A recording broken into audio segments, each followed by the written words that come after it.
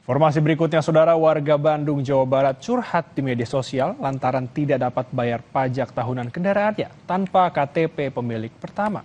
Hal tersebut membuat Gubernur Jawa Barat geram, kemudian menonaktifkan sementara Kepala Samsat Soekarno-Hatta Kota Bandung.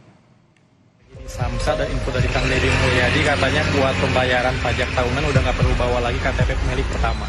Seorang warga membagikan pengalamannya saat hendak membayar pajak tahunan kendaraannya.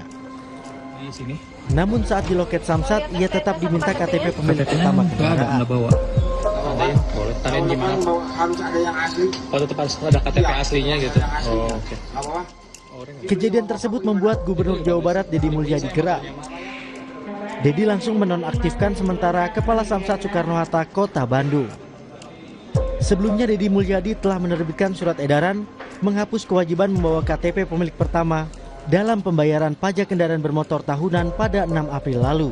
Saya mengucapkan terima kasih nih pada Akang yang sudah melakukan investigasi tentang efektivitas surat edaran gubernur bahwa pembayaran pajak kendaraan bermotor tahunan tidak usah menggunakan KTP pemilik pertama.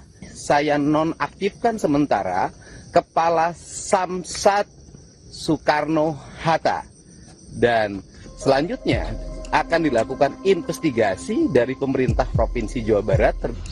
Pemprov Jawa Barat tengah menginvestigasi mengenai belum efektifnya surat edaran gubernur terkait pembayaran pajak kendaraan bermotor. Sunandar, Kompas TV Bandung, Jawa Barat.